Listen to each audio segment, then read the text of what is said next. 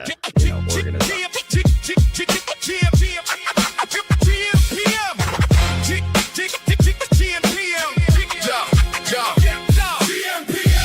Check the board. Run the score. Hear this crowd roar. Poly market won't resolve for how many more hours? Wake up, phone jump. Whole day lit, Bitcoin chart green and it fake out flip. Kalshi got smoke, Poly market got flames. MGM is sweating when the smart money came. Tip off, puck drop, first pitch heat. New clay court king just crowned the 3 seed. Parlay alive with the leg on the line. One bad tweet got the market doing time. Everybody got tapes, we got receipts. Everybody got locks, we got the keys. Numbers don't sleep, lines don't lie. If the odds start talking, you gon' know why. Check the board. Run the score. Hear this crowd roar. Poly market won't resolve for how many more hours? They got the spark. Coma cut noise. Bread break bread with the sharpest boys. Feature guest weekly. New heat lands. Bread pulled up. Almanac had glands. Bucket got buckets when the shots get poured. Stitch got threads when the takes get scored. Add space? Nah, that's tools in the kit. Stacking up signal, then stitching up fit. Politics jumping, crypto got mood. Mention markets moving off somebody's fuel. Trump says one thing, timeline gets loud. Iran headline got oil in the crowd. From courtside seats to ticker tape parades. We don't chase news, we catch the shape. Game got pressure, market got nerve. Price tells the story before the curve. Who got NBA? gmPM. Who got NHL? gmPM. Who got MLB? gmPM. Who got NFL? gmPM. Crypto? gmPM. Politics? gmPM. Parlays? Receipts? gmPM. Check the board. gmPM. Run the score. gmPM. Crowd loud, odds louder. gmPM. Markets move by the hour. gmPM. Stats in the morning. gmPM. Chaos by noon. gmPM. If it moves, we move. gmPM. You know the tune. Sports markets headlines. Receipts. Dave Coma brag. gmPM.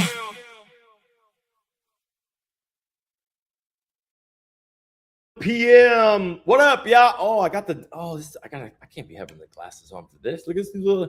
I figured we'd switch up the setups. You know what I'm saying? Like now, guys, I'm on the clipping game, so I got to make sure all our beautiful mugs are aligned. But what's good, everybody? Welcome to gmPM, boys. We are on episode 21 already. Holy shit! And I got to be honest before I say what's up to the boys. Like my gmPM Claude agent was running for like 49 minutes this morning. I think the once a week show we might be, because like there's chock full of news. Either that or we might have to like spread it out a little bit more throughout the week. But damn, might not be a lot of sports talk, but you want to know about the future prediction markets, you're going to get some news today. But let's say what's up to the boys. Coma, what's good? Hey, we're doing good. As always. Yeah, World Cup is gone. So guys, we have to go into the trenches. And that's just exactly what I've been doing with tennis. I've actually brought Brett into this madness and craziness. But guys, honestly, World Cup is fun to watch, but maybe not the best place to make money. If you want to make money in prediction markets, you got to go into the trenches and go directly into these games that, players you've never heard of. Yeah, put your sleeves up, Brett or Dave. But yeah, overall, the tennis market has been pretty insane. I'm learning a lot. I feel like I'm becoming an expert. I know all these players. I know their schedules. I know their Instagrams. Like, just overall, you could just kind of figure out a lot about a game based on their health. So yeah, tennis has been good. And it seems like buckets did really well too, like 11-4 in MLB. So everything has been very positive so far these past like 2 weeks post FIFA. All right. I like it. I can't wait to hear what some of the tennis plays. I've been obviously like looking at some of your posts. You've been Coma, I honestly don't know where the fuck you find the time to like be married and do this. You know what I'm saying? Marshall, what up, baby? 212 coming up soon. I really don't know where the fuck you find the time. Like how? No, I mean, you just gotta find the time if you wanna, make money. Yeah, I guess. Yeah. Yeah, I mean, unless you're, bro, I genuinely don't know how. Like, I don't have enough eyeballs. But Bread, what's good, my bro? Looking good. You settled into your digs now. I see you got the Grateful Dead poster in the background. Let's go. Yeah, we're getting there, dude. We're getting there. Yeah, dude. It's I can't bet tennis for shit, dude. Like it's awful for me. But we do have Bucket doing some research now on tennis, dialing that in. Getting that all dialed with some of Coma's expertise. But MLB over the weekend, yeah, we went Saturday 9-6, and then yesterday 11-4. So I mean, cooking on the MLB and just fine tuning everything for NFL and CFB coming up here, and we'll see kind of how it all shakes out. I mean, I know we got a lot of news to discuss about some prediction markets today that might be changing how and where people are making their predictions. That we do. Well, I guess while we're on the baseball topic, let's maybe talk about this. Like the Dodgers, I get it. They're out there making acquisitions. It's MLB trade deadline, I think, today. 41% fit the season, bro. Like 41, I get it. Like it's August, like fine, right? Okay. But 41%? Bro, I'm clicking no all day on 41% for the Dodgers. Am I crazy?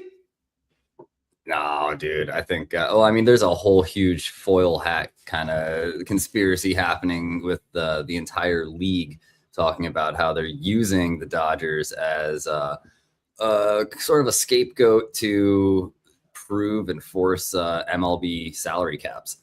They're just going to kind of overload the Dodgers until it's absolutely insane and ridiculous. And now it's a selling point to be like, no, we need caps. We need caps. But the other owners aren't going to like that, bro. Those smaller market teams benefit when the Yankees and the Dodgers pay fucking buku luxury tax. You know what I'm saying? Like those markets benefit. So yeah, they might dominate, but it's not like we haven't seen it before. But maybe it is getting a little too crazy where, yeah, I mean, the Dodgers do got a fucking Well, the thing is, the thing is the Dodgers, they gave up 2 really good prospects, apparently, or 3.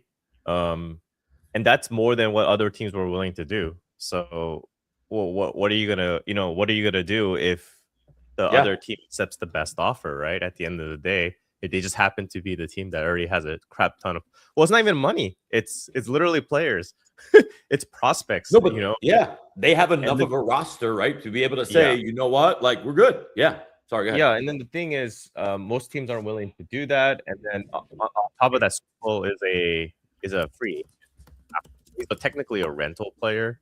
So a lot of teams aren't willing to give up their future, prospect for someone that's only going to be playing for like 8 more months or something, 5 more months.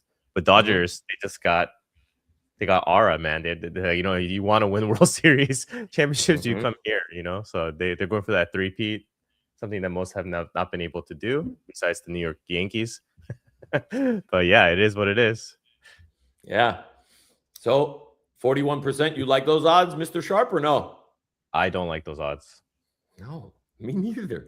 Neither. I mean, you don't. Baseball is such a fickle sport, dude. Like, yeah, you just never know. I mean, they almost lost to the Blue Jays last year. That's what I'm saying. Yeah. So I don't like them. I don't like them winning. Yeah. Zal, I'm with you. Zal said Dodgers at 41% sounds like a DGen dream. Yeah, exactly. I'm not even a DGen dream. Like, it's not even out. Like, I just think it's just overpriced. The same way that like everyone was on, bro, I'm telling you, I get France World Cup vibes where they were like, France. It's usually never that team that ends up fucking winning the whole thing, bro. It never is. So, yeah, I don't know about y'all, but I'm clicking no all day on the Dodgers. All day. Yeah. No, there's no way they'll get it. No way. I mean, I think will they win? Like, if you were to put a gun to my head and be like, which team is going to win, then I would say yes, the Dodgers. But like again, those odds are not that great. But super random story. Like I found this random YouTube video of people that try to look like us but are way older. Some dude like basically sports analytics stuff. Some dude was able to win a 60-1 or 50-1 Boston Red Sox would be the most winning team in the month of July. And he won. He won the 60-1. Yeah, it was like 60-1 or something like that. He won that one. Or was it 30-1? One way or another. How much did he put down? I don't know. I don't know. He was just one Still. recommending it, but that was still pretty impressive. Wow. This month he says it apparently the Detroit Tigers at 60-1 after giving up Screwball, but we'll see. Bro, where's Bucket at, bro? Bucket should be giving us these fucking picks. Like, what are we doing over here? Let's put a little sprinkle on each one of them, like we did. We don't do that type of analysis. We believe in winning bets, not lotto tickets. Bro, are you telling me that the Bucket agent can't forecast who's gonna win the World Series, or at minimum, who's gonna have the best record in the majors, like in the month of August? What the hell are you guys doing over there? I bet it could if we told it to, but we're not gambling like that, I mean, like, you want a lottery ticket. We are surfacing combos now, right? We are surfacing MLB combos. So if you want to play the lottery game, go ahead and you can check out the combos on the MLB Dash. But we're not actually the agent itself. How we have our pro picks that are the highest confidence plays for standard money line. The agent is not allowed to go bet combos. That's just a recipe for disaster.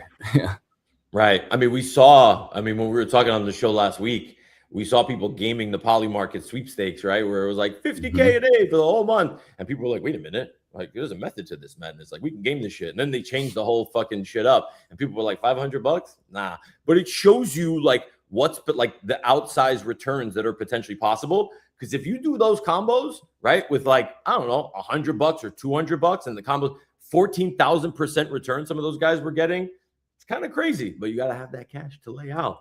And obviously we all ain't as rich as Coma. You know what I'm saying? So, back to the trenches we go.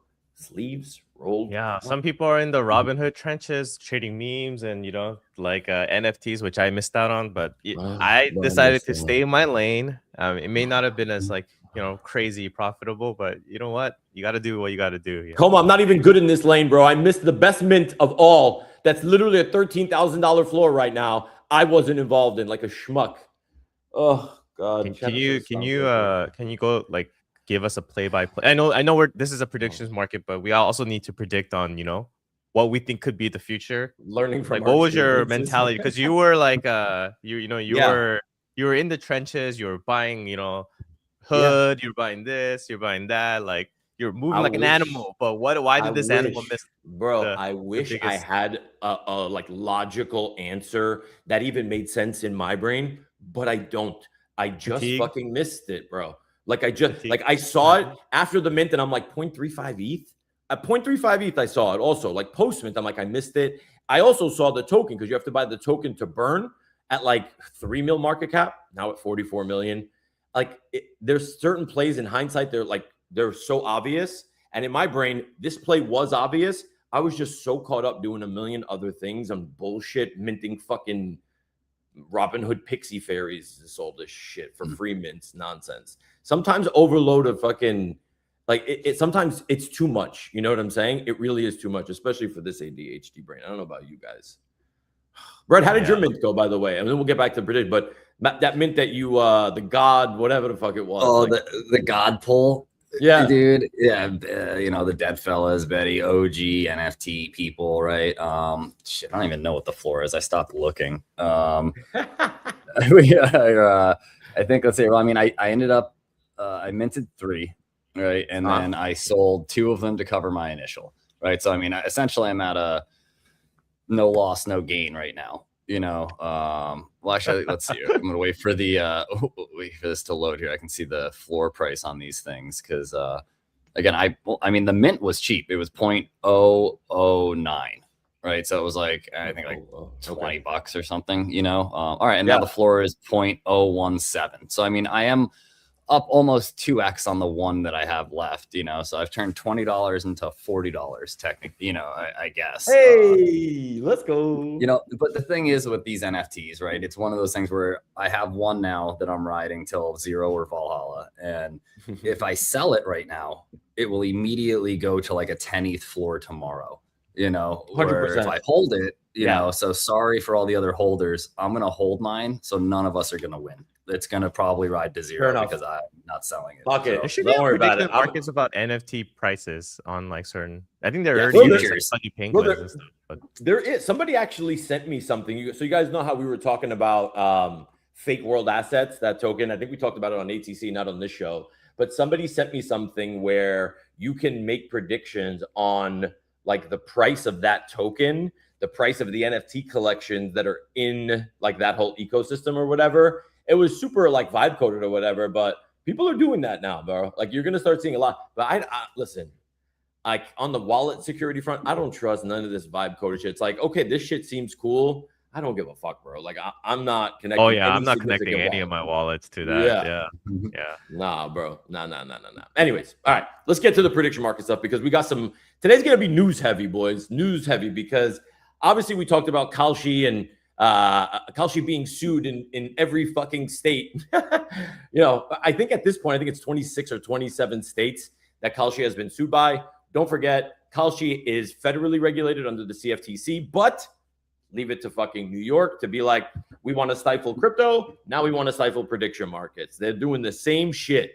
The second that moratorium was up and they hit that deadline, right, where New York was able to file a suit, 5 minutes later, New York wants $36 billion from Kalshi. Now, you might think, oh, Kalshi makes a ton of money. No. Kalshi lifetime revenue is $50 billion. They're fairly new. That seems like a lot, but they've made $1 billion, 1.5. New York is suing them for $36 billion. And listen to how the headline read. On Friday, 1 minute after midnight, 12:01 a.m., the first legal minute they were allowed to, the state of New York sued Kalshi. The number attached to it is $36 billion. Kalshi's made about $1.6 billion in fees in its entire existence.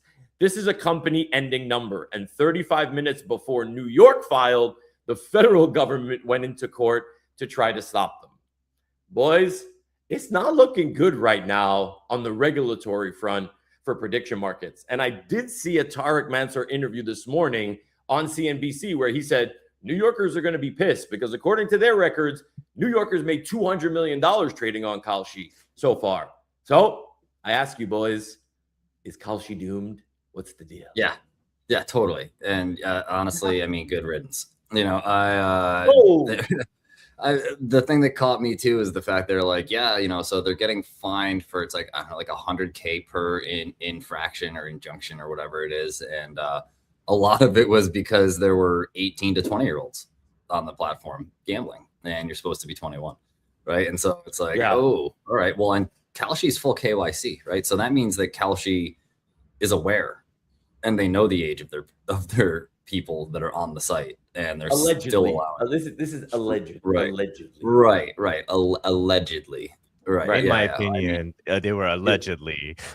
Right. And it's like, well, I mean, were all those IDs from Canal Street? You know what I mean? Like, where did all these IDs that got scanned in for KYC? You know, and how like they've been doing some things that have been less than, I guess, honorable since the beginning, you know, whereas Polymarket is, I mean, from day one, transparent on chain, you know, minus all the VPN kind of tomfoolery stuff, right? I mean, ghost orders on Polymarket, you lose 3,000 here and there. No big fucking deal. Right, exactly. You know, but they're not a centralized kind of KYC. Yeah. You know, let's take all the fees and, you know, do all Two this different stuff. models. Two very different models. Exactly. Sure. I think the Kalshi model's screwed. I think they're gonna get screwed.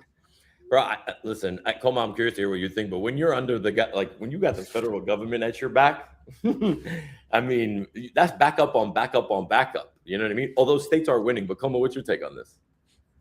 Yeah, I don't know enough about the states versus federal laws and like which, you know, trumps the other kind of mentality. But yeah, this is going to be a war. I don't think necessarily it's going to, you know, we don't know what the conclusion is going to be. And maybe there's going to be a prediction market for it, ironically enough, on what that decision will be.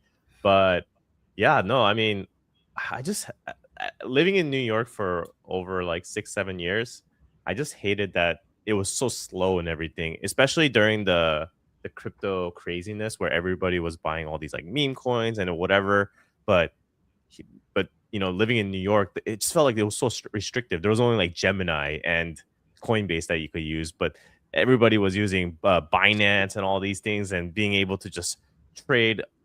At that time, it was legally, but like you could just trade literally on Binance.com. But being in New York, they kept banning all this shit. So I felt like I missed out on so much like generational wealth or maybe generational losses. Who knows? But either way, I wanted that opportunity. And it feels like New York always adds like guardrails, and then eventually they just say yes anyways. They just want their like piece of the pie, and the greed is kind of that's it right there, Coma. Right? It's not that they're slow. It's yes, they're slow, but they're stifling the innovation from happening and literally putting up a massive roadblock, being like a toll, 35 billion, please, Kalshi.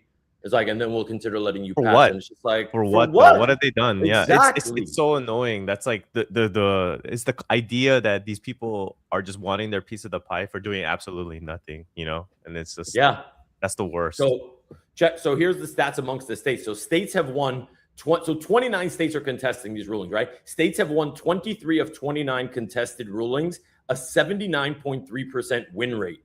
29 decisions on contested preliminary injunctions and TRO motions where states were parties, meaning states prevailed 23 times, meaning, hey, like, no, like, you can't dismiss this case. We need to move this forward. And the judges have said, yep, like, cool. Industry narrative has been federal preemption protects us. The trial court record says the opposite is happening in practice. They literally said that two judges looked at the exact same case and ruled in literally two federal judges looked at nearly identical facts 5 days apart and ruled opposite ways. Crazy. Wisconsin, Minnesota, New York, all of them. Like this is crazy. I don't know where this goes, but I can tell you this. I've never seen Tariq Mansour more animated and more awake on an interview than he was this morning. Normally he's like, yeah, we're making billions. Who cares, But now, like this morning, he was like, New Yorkers are going to be upset. They made $200 million. And it's just like, damn. Like, I think now it's starting to hit home. Yeah, no, they didn't. No, go ahead, come on. I was gonna say they didn't make $200 million. They lost. Well, all right, maybe if they did, how much did they lose though? Like that's I think that's just an arbitrary kind of stupid thing for Tarek to say. Yeah. And honestly, I don't even think Polymarket is in a better situation. And I don't know international laws, but again, they seem to be getting banned by a bunch of European countries. And it is very limited on who can get access to Polymarket now. Like it really is. Like a lot of the Asian with countries. VPN? I mean, it's because of right. As in boy PN. Like there's a lot of those ones that are getting not working, right? So you're being aware, like, hey, like Canada's not allowed, France isn't allowed, Ireland they just recently banned Polymarket. So on both fronts, man, like the Polymarket or the prediction market access has been getting limited. So maybe it's time for these a third player to join and also get banned.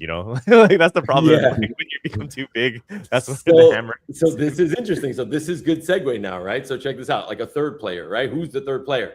Listen to this headline: the NFL and the NBA are asking Washington to restrict Kalshi and prediction markets, but Major League Baseball just sold a team sponsorship to one, and that one is Novig. Novig was named the exclusive official prediction market partner of the New York Mets.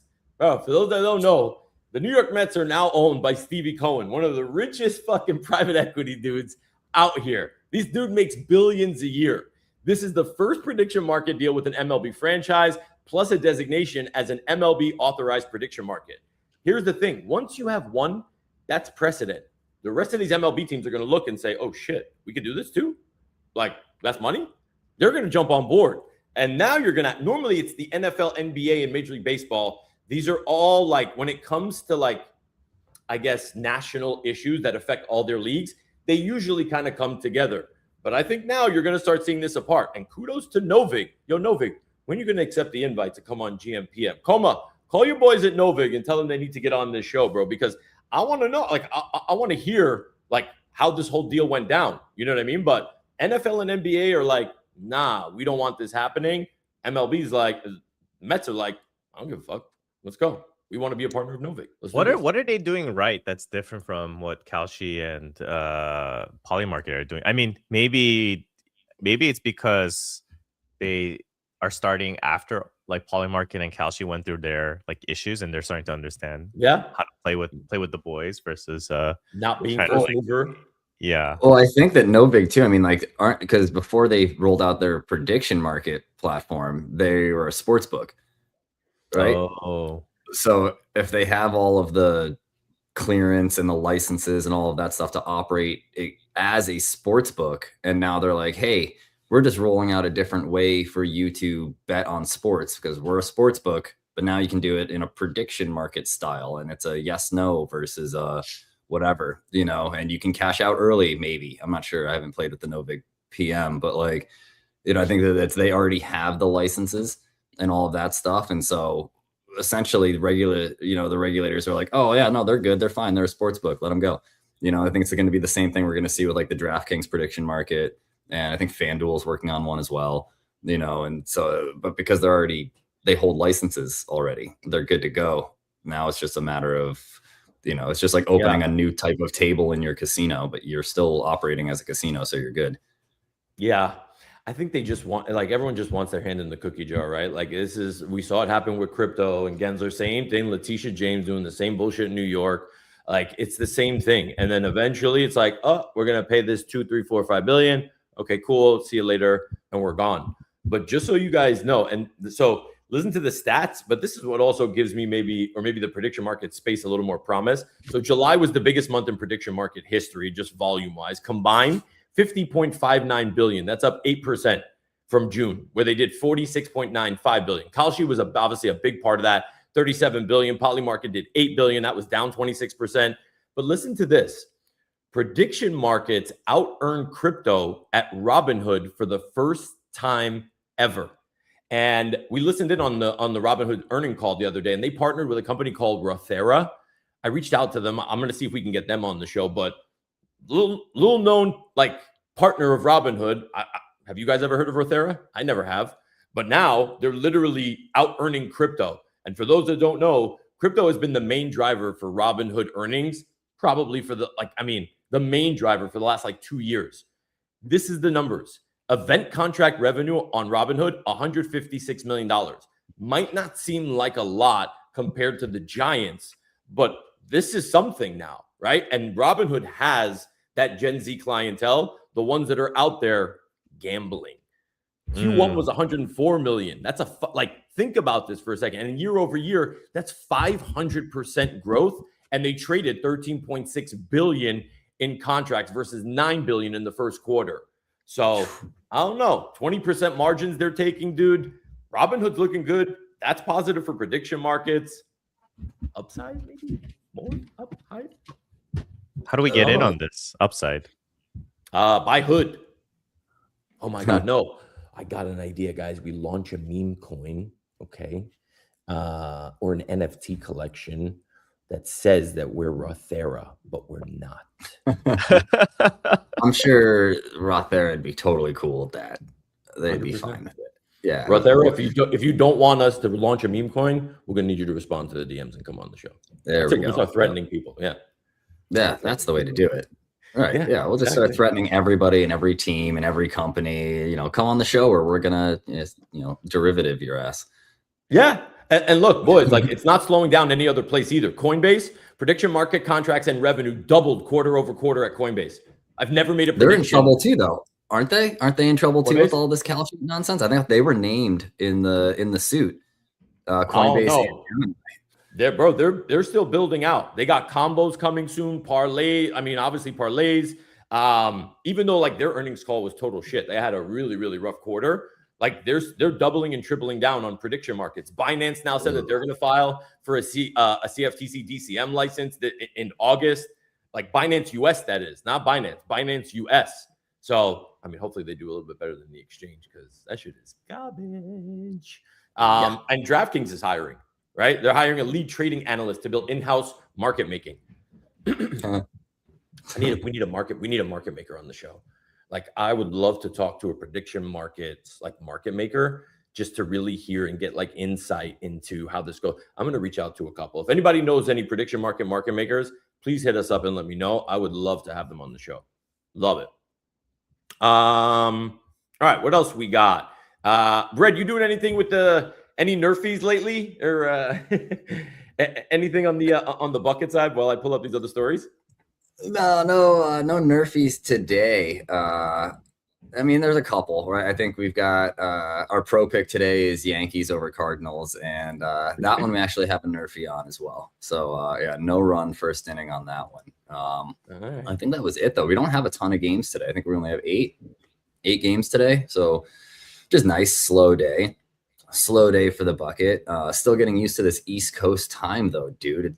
It's crap, bro. Like the late games, they start at like 10 o'clock at night, bro. Like, and that's why we fall asleep, and that's why I hate fucking baseball, bro, because it's fucking boring as hell. Pitch clock or not, like boring. Like or not. I don't care. Like it's just fucking slow. Like wake me up in October. You know what I mean? Like October baseball, love it.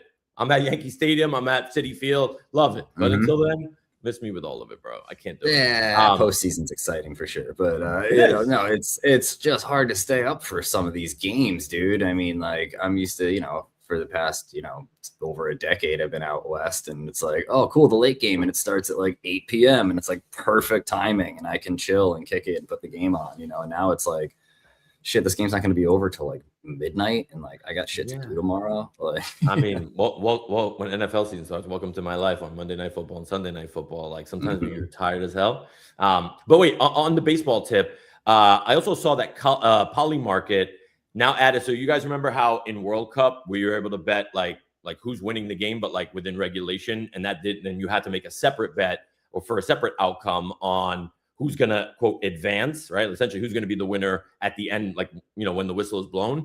I didn't realize that they didn't have this in baseball on Poly Market. So now it says 9 new market types, baseball team inning 1 winner through inning 9, 3 outcomes each, home away draw, 27 outcome legs per game. I mean, but when they do this kind of shit, this is the kind of stuff where it's just like, do we really need that? It's just like, because more outcomes means lesser probability of winning, right? Like now you have to choose, meaning like money gets fractionalized, they keep more, fees keep churning. Does this seem like a little excessive to you boys? I don't know. Like, do we need this in baseball? No, not at all in baseball. And you're spreading the liquidity thin too, So I mean, it's like where you would normally just have a money line game. I mean, first inning is kind of cool. I like that one. Like, is there going to be a winner after first inning? I think that one they could keep, but then that's it, or first half, like in basketball, it's like winner at, by first half, like that kind of makes sense. But doing it for every inning, dude, like that's excessive. And then you're spreading out this liquidity across 9 innings, potentially more, and, I don't know. I just don't think that juice is worth the squeeze. It's a fee thing, it's just so that they can collect more fees, and keep churning the fee monster machine. So I don't know. I'm not touching it. I'm not betting any of those stupid markets, bro. Like, give me nerfies, give me dingers, give me kills, and give me money line. That's like, that's all I really want to play with. Yeah. Coma. Yeah, Coma. You bet in every inning, bro? I mean, that's too much, man. I mean, tennis alone already gives me enough anxiety, as David has already seen through these swings. But overall, baseball is like a hard sport for me to enjoy watching and play, like and predicting on. It's very frustrating. Like, it's one of those. I'm all about kind of sensing the moment, or kind of similar to what I was talking to you about, Dave, about World Cup. The third goal should come, right? Because the game state allows for it. Baseball is on another level with that. You just don't know what's going to happen, because these pitchers, they could just be locked in. They bases loaded, 0 outs. Surely at least 1 run should go in, but it doesn't. And then next thing you know, you're the sucker that put like a minus 500 play on. There will be 1 run in that inning, and it doesn't happen. That kind of scenario with baseball. And I found myself just if I do baseball, it's better to just play the money line, play the run line, over unders, and if it loses, it loses. You don't need to chase the in betweens. Like, I don't really understand people that bet on home runs, like the individual player doing a home run. That is ultimate degen. and then on top of that, you like parlay it up or combo it up with like 5 other players doing the home runs. I'm like, what the hell goes through your mind when you decide to do this? That's the fun stuff, you know. But I just think it's boring. Like I would give each of you, I'll give a crisp $100 bill if you can hit a 90-mile-an-hour ball on a batting cage. You know what I mean? And then you got Miz out here throwing 104 heaters. Like, get no consistently, dude. Like, it's wild, man. That's what's exciting about baseball, dude, is the fact that like that is like undisputably the absolute hardest thing to do in any sport. Like, it's harder than, you know, punting a football 100 yards. It's harder than acing a tennis serve. You know, hitting a 100-mile-an-hour fastball is the hardest thing to do in any sport. And watching these guys just like, yeah, I got this. I'll just smash it 300 feet out, you know, like into the top deck. You know, it's like, that's crazy impressive. Yeah. True. Insane. Guys, before we move on, as far as 10, I'm just looking through the stories. Did the DC Open finals got pushed because of rain? DC Open got pushed because of rain. So Pegula versus Iala is gonna be playing today. But the Toronto for WTA, Toronto, Canada is opening up WTA 1000 tournament. I'm not sure if people are familiar with like 250, 500s, whatever, but these are all relative to the amount of points you win if you win the tournament. So huge opportunity there. A lot of great players. And then there's an ATP 1000 in Montreal. There's a huge delay there as well yesterday because of the rain. So yeah, I'm looking at a lot of these matches. I'm not going to go too heavy on these games right away unless I find something that's kind of obvious to me, because you never know how these players are feeling in the beginning of a tournament. But you know, as you gradually are watching them, like you'll start to notice like, hey, this person is doing very well. I'm going to keep riding on this individual to keep winning. That happened to me. I don't know if you've been seeing my posts lately, Dave, but there's this 16-year-old Leotova. She won the Memphis 250. She was like an underdog for like pretty much every single game except one. I was able to cash a lot on her just because I was watching her play. She was like super consistent, super, you know, like especially in WTA, it's not really about like how strong your serve is. It's just about how accurate you are. Mental. And for a 16-year-old, I think a lot of people were just saying like, hey, she's 16, she's probably gonna end up like losing kind of thing. But luckily, I made a ton of money. Like she was like plus 150 at one point, plus 170 something. Like getting it live during the middle of these like rallies is like a great way to make profit. But yeah, like if anybody is just you know, looking into figuring out how do you like kind of play tennis, how do you you know, do stuff related to tennis, I could just share my window really quickly. Just a few links that I like to use. Do you guys see my screen? Yeah. Good stuff. Yeah, what do you got? What's this? Yeah, so I personally use SofaScore. This is like a great way to know which games are coming up. And then when you click on each individual, you can see like a full page view. And then you can see like a head-to-head matchups. You can see like their draw. And then I also use Tennis Abstract. So what Tennis Abstract is it's a what in the Craigslist name is this? Yeah, it's pretty crazy. So basically it basically ranks players based on their ELO score. So what it does is it goes through like, as you know, there's different surfaces like hard, clay, grass, and they rank each player based on their like overall like score. So like who's doing really well on specific surfaces, and who's doing well overall, who's doing well like in like kind of like gradually going up. So a mixture of this plus watching the games is kind of how I try to find the edge. And I've convinced Brett to start leveraging what I use to kind of get the alpha essentially, because that's kind of what I do. So right now in buckets, we are still experimenting, so we do need to put like a beta tag next to it. But essentially, we're trying to use that data to figure out like where does our edge exist. So in this scenario, apparently James Duckworth has like a very high high edge percentage, I guess, compared to what the market is saying. So yeah, it's just like if you want to set an action rather than a no action, set an alert on Duckworth at plus 145 or better. So right now we're kind of experimenting with this. It's only been a few days, but it is live. You can kind of play around with it. I think. Wait, so come on, real quick. Yeah. So that you're taking that data that you just showed us from those sites.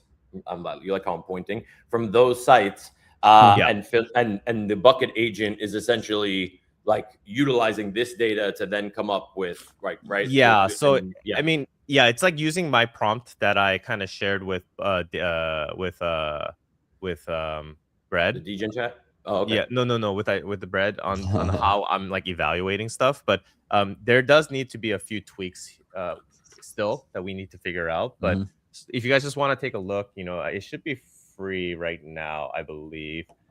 So there's nothing like special in terms of how I do it, but like just as another example, like right now I just put like literally I just put 2 players like Diane Perry versus Kayla.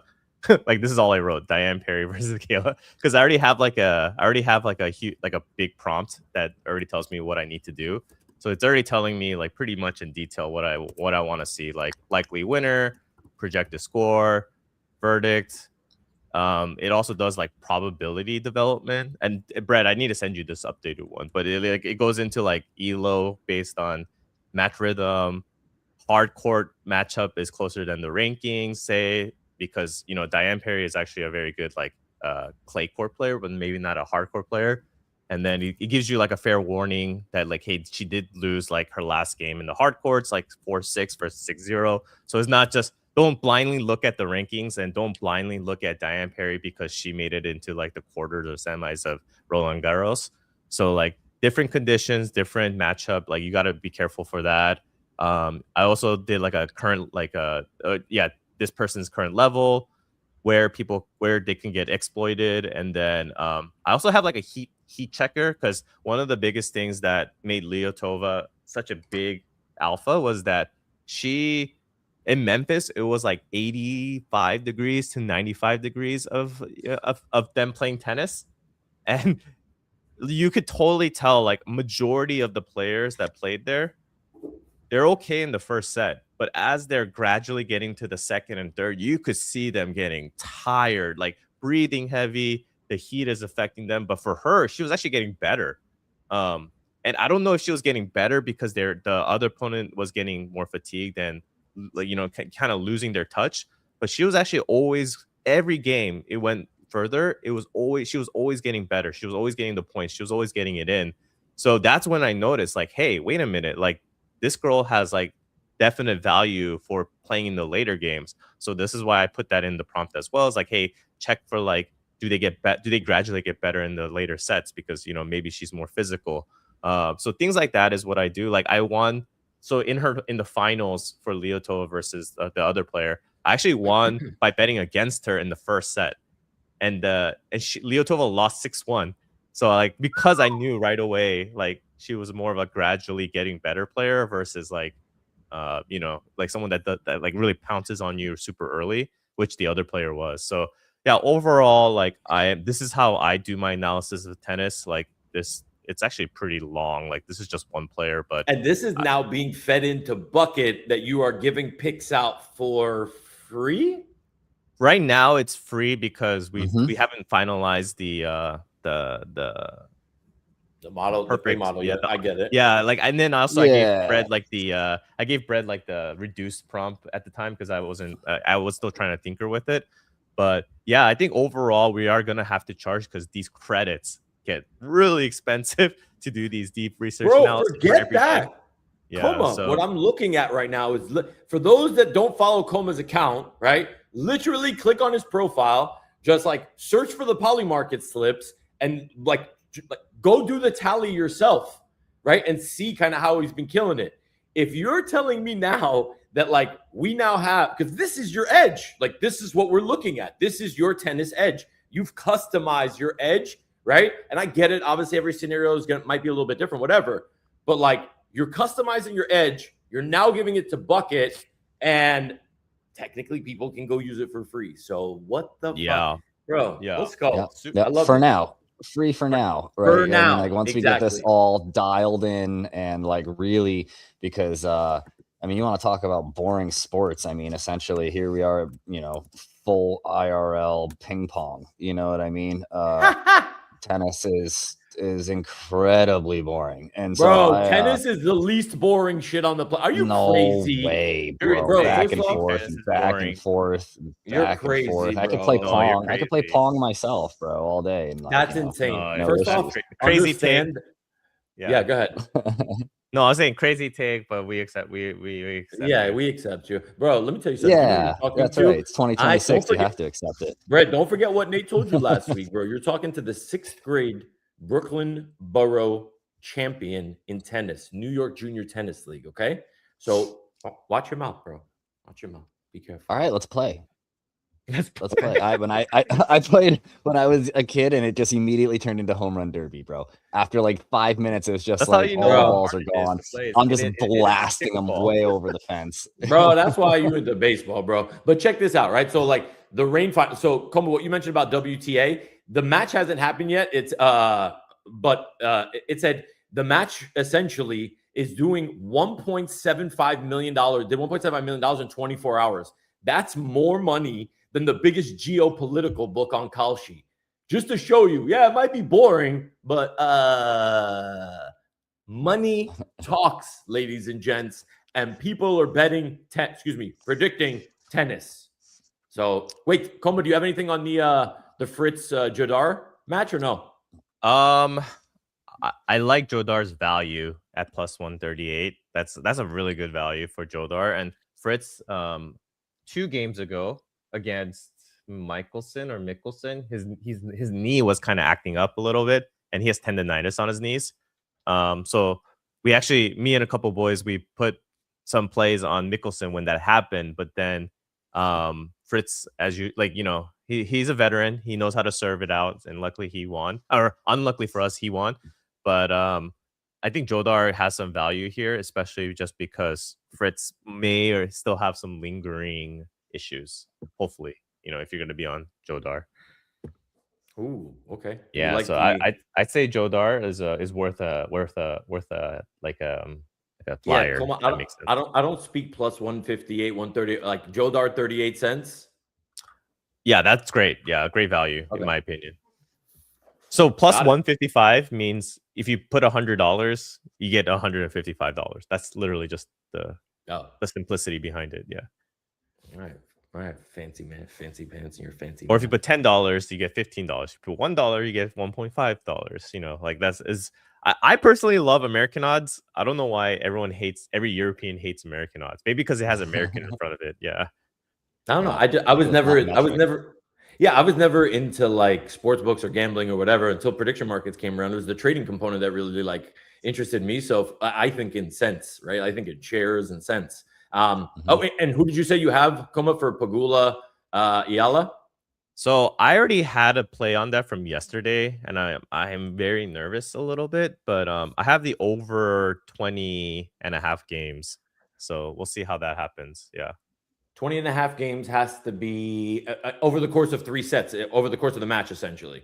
Yeah, so if it's 3 sets, then it's guaranteed that it's going to hit. But right now, Pagula, just won the first set 6. I was hoping for a 7-6, obviously, in the first game, but it didn't happen. So, 13-10, and then we shall see what happens in the second. But I have over 20.5 games. They've both been playing pretty solid. And then, I'm going to be observing most of this Montreal and Toronto games just to see like who's standing out to me, who's looking good.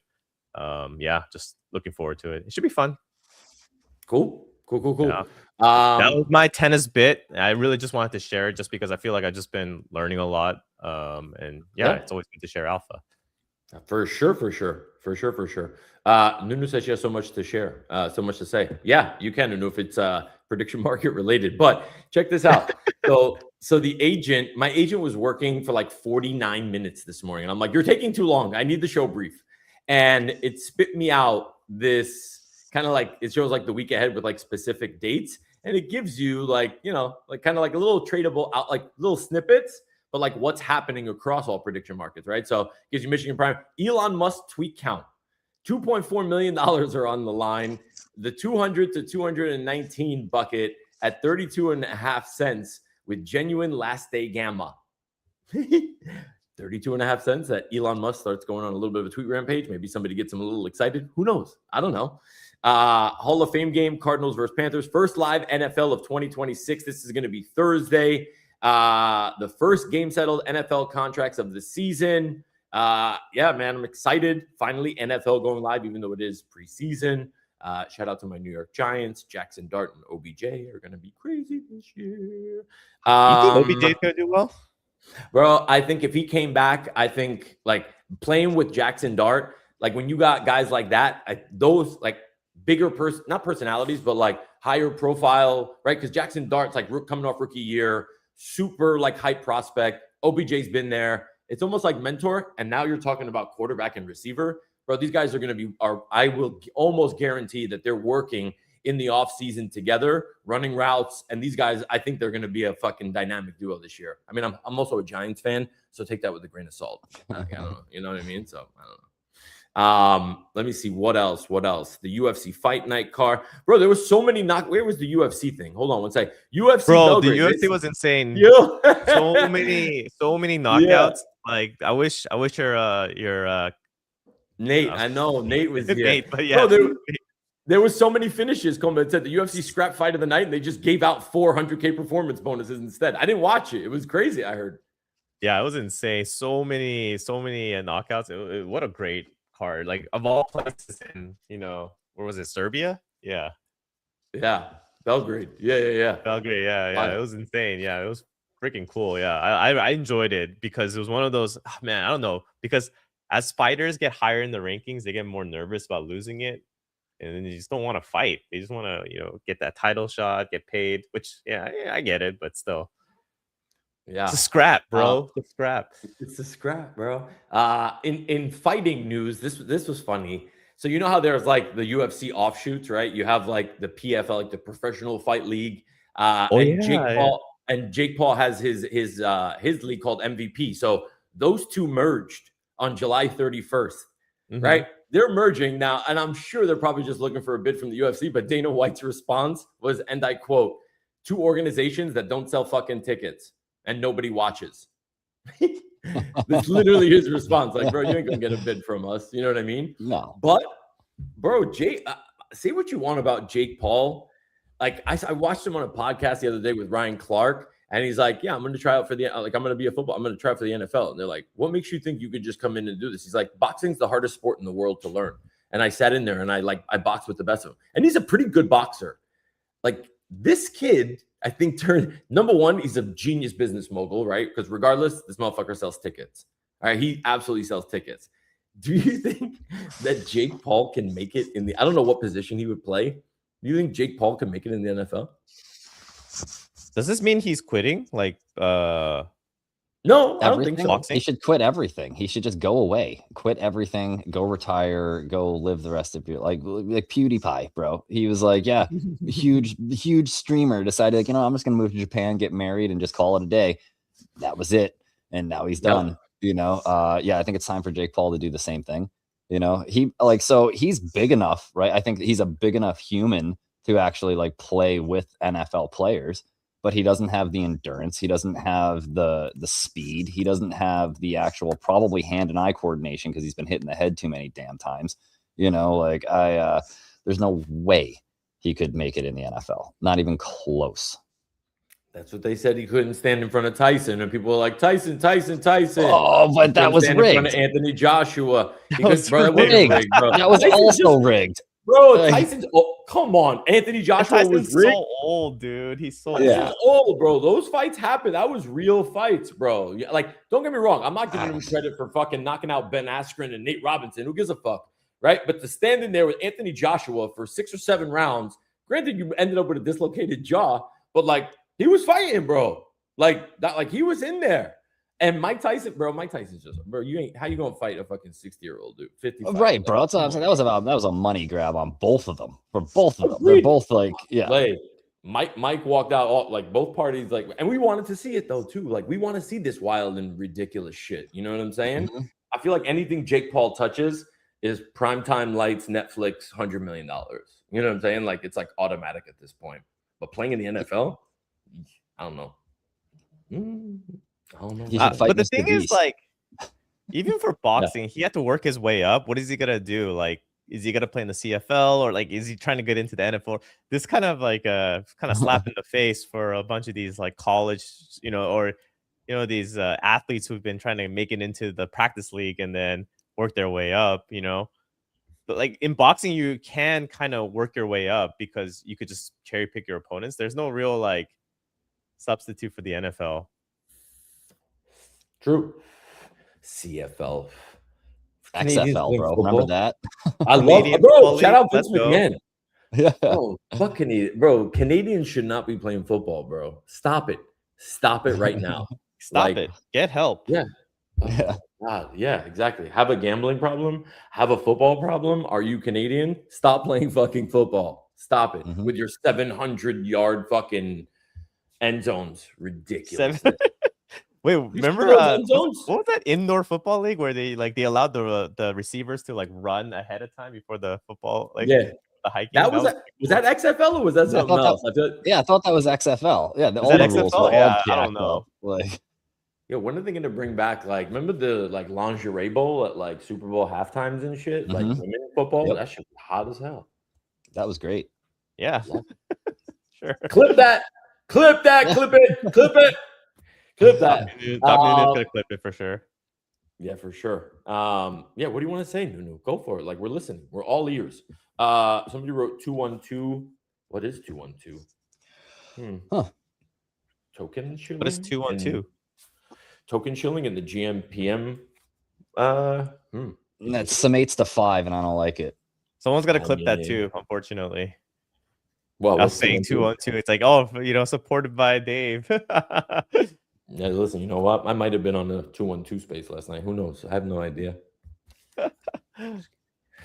That's it, boys. What else we got cooking? Yeah, I guess that's it. Rundown. We got the tennis finals are today, obviously. Hold on. Let me just pull this back up for 1 second so I could just give you guys the full rundown of what we are looking at. Dun, dun, dun, dun.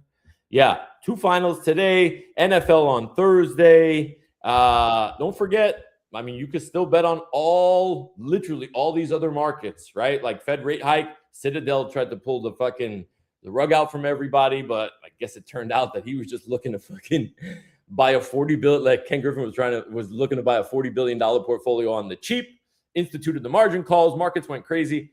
Like you could really manipulate and pull the strings of these markets. Crazy. August 15th is Makachev, Machado, UFC, and don't forget we have Upshot August 10th. Oh, so a week from today. Oh my God, it's August already, boys. Holy shit. August 10th. We have Upshot coming on. So more pack ripping. We're going to be giving away a bunch of packs also. That's going to be a super fun show. And that's it. So I got, boys. Anything else? Did I miss anything? No, we're good. Nah, that's it, man. All right, kids. gmPM episode 21 in the books. And we will see y'all Wednesday, boys. We got to talk, we got to spread it out maybe a little bit further. So Wednesday for this week, we'll see y'all, we'll let you know. Have a good one. Peace.